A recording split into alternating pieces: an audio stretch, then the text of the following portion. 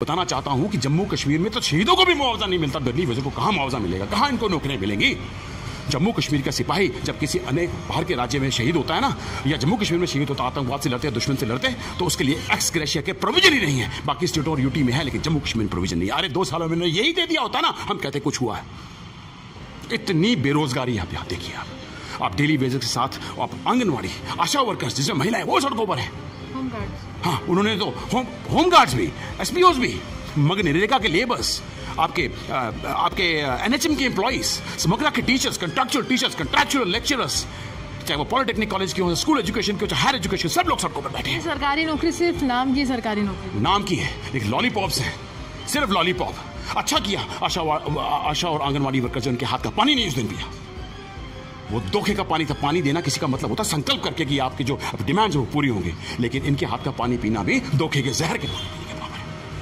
तो मैं इन भारतीय जनता पार्टी के एमएलएज, एमपीज और उनके कॉर्पोरेट्स को ये पूछना चाहता हूं, जो आप जम्मू के मसीहा बनते हो, क्या आपको जम्मू की धरोहर के बारे में कोई जानकारी है कि नहीं? सबसे बड़ी इन्होंने गलती पता कब की? जब इन्होंने पंचतीर्थी का नाम अटल जी चौक रखा था, रूहानी जी, मैं बताऊंगा आपको। और इनके शासनकाल में जब इन्होंने पीडीपी के साथ मिलकर अपना यहाँ पर सरकार बनाई थी ना, 2015 से लेकर 2018 तक, तो जितना आत्मसमर्पण इन्होंने किया, जो जम्मू को बेचा है ना, लिविंग इम्प्रूव होगा। लेकिन ये दिमाग तो है ही नहीं। ये प्रोविजन कहाँ से आया मुबारक मंडी हेरिटेज कॉम्प्लेक्स को हेरिटेज होटल में तब्दील करेगा? मैं इनसे पूछना चाहता हूँ। मास्टर प्लान में तो है ही नहीं ऐसा। अब आप इसको बेच रहे हो। आपने यहाँ पर शराब की दुकानें हमें दी हैं।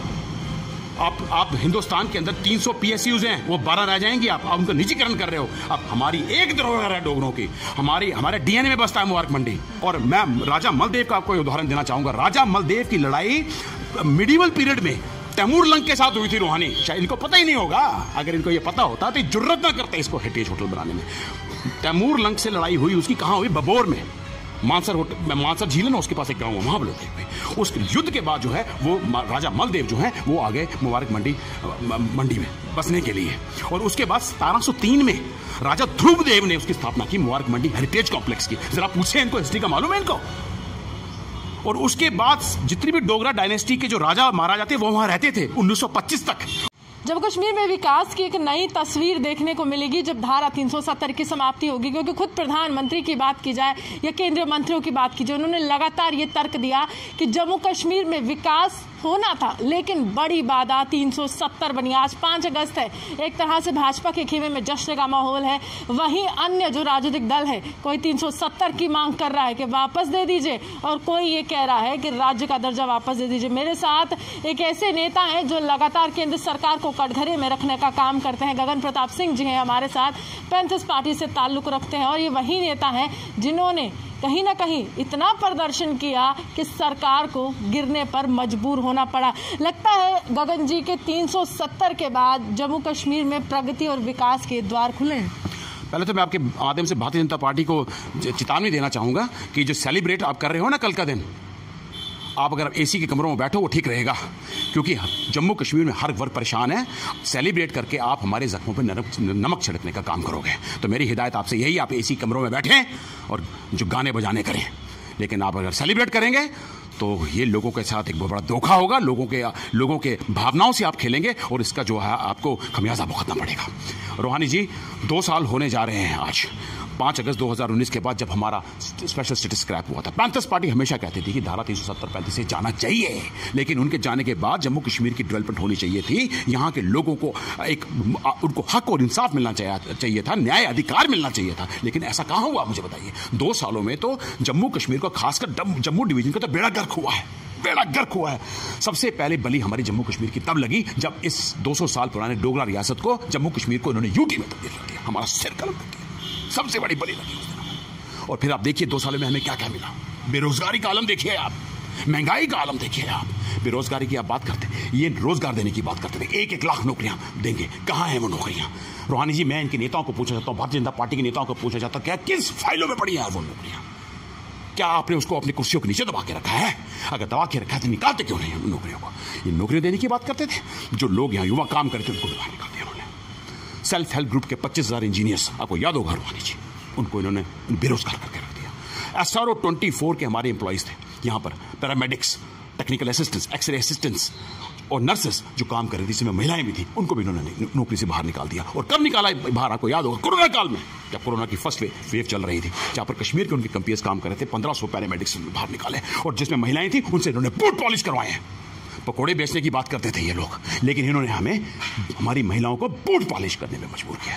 अब अंडर एम्प्लॉयड युवाओं की आप बात का मुद्दा भी रखिए। 65,000 डेली वेजर जो है जम्मू कश्मीर के अंदर है, वो अपने नियमितीकरण की मांग कर रहा है, डेली अपने सैलरीज की मांग करता है। 5-5 साल से उनको तनख्वाह नहीं मिली है। और बिजली का डेली वेजर कितने अनेकों डेली वेजर खंभों में शहीद हो गए हैं रूहानी जी। अभी पिछले दिनों में एक हमारे डेली वेजर भाई शहीद हुआ।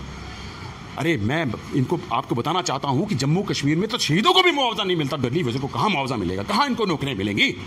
जम्मू कश्मीर का सिपाही जब किसी अनेक बाहर के राज्य में शहीद होता है ना, या जम्मू कश्मीर में शहीद होता, आतंकवाद से लड़ते, दुश्मन से लड़ते, तो उसके लिए एक्स ग्रेशिया के प्रोविजन ही नहीं है। बाकी स्टेटों और यूटी में है, लेकिन जम्मू कश्मीर में प्रोविजन नहीं है। अरे 2 सालों में यही दे दिया होता ना, हम कहते कुछ हुआ है। इतनी बेरोजगारी आप यहां देखिए।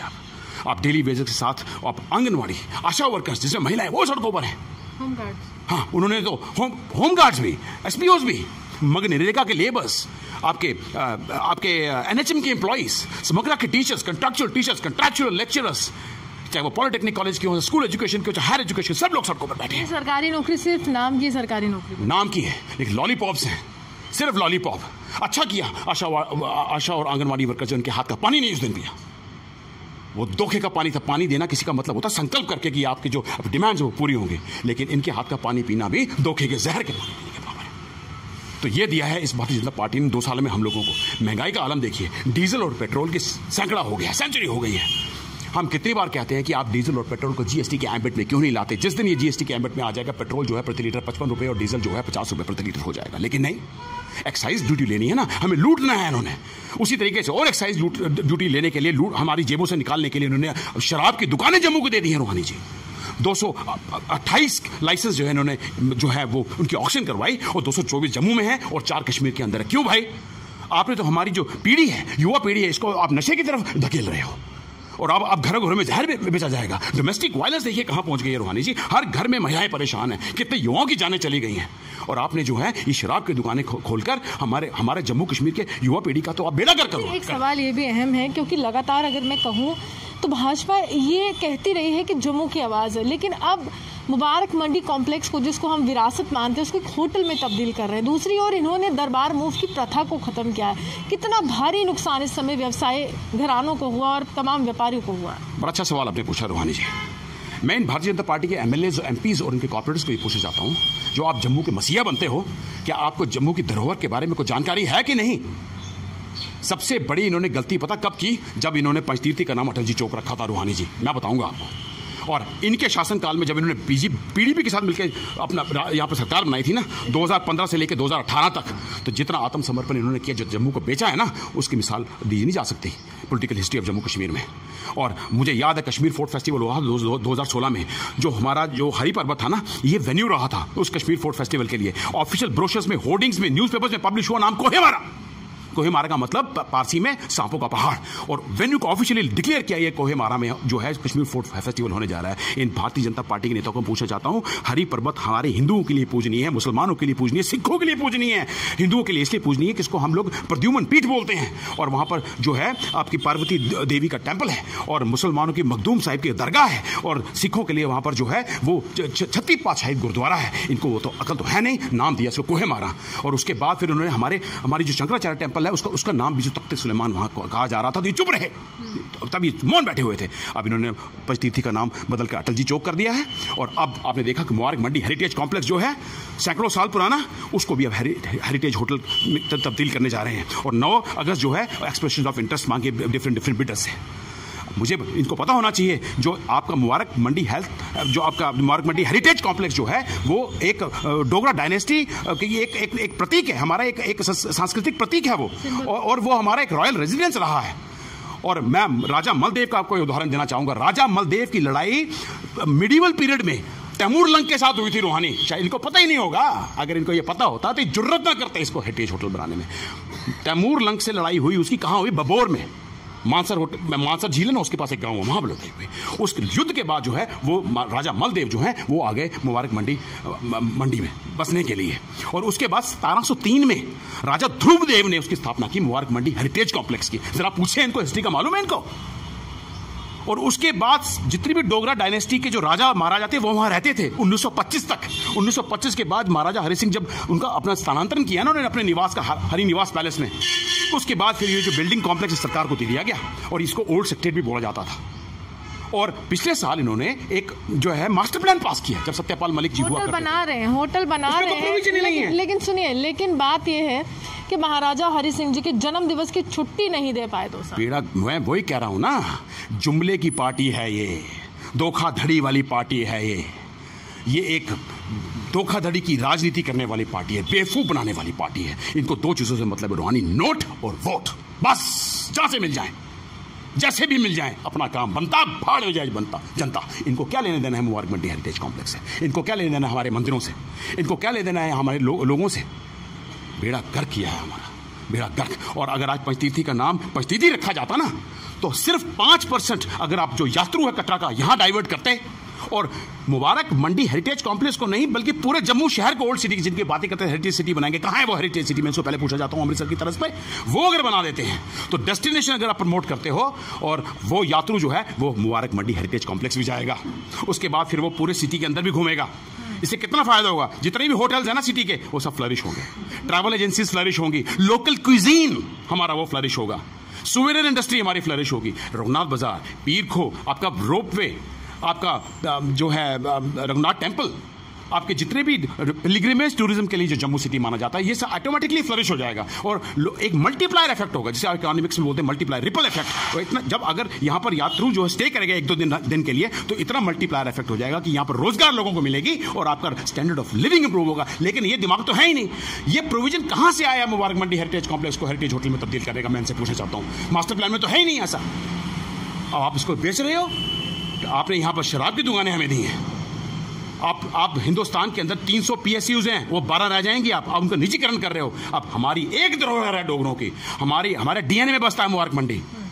ये हमारी एक हेरिटेज है, सांस्कृतिक धरोहर है, एक हमारी आन बान शान का प्रतीक है। इसको आप हेरिटेज होटल बनाने जा रहे हो ताकि वहां टूरिस्ट आए, लोगों की एंट्री रिस्ट्रिक्ट हो जाए और कोई इंपैक्ट एनालिसिस इन्होंने नहीं किया। सोशियो पॉलिटिकल कॉन्फ्लिक्ट्स हो जाती हैं। Being a student of tourism I know it. उसमें जो लोकल पॉपुलेशन है उसके जो होस्ट जो टूरिस्ट है उसके प्रति जो है वो एक रोष बढ़ता है और कन्फ्लिक्ट होने के चांसेस रहते हैं। कोई इंपैक्ट एनालिसिस उन्होंने किया ही नहीं है।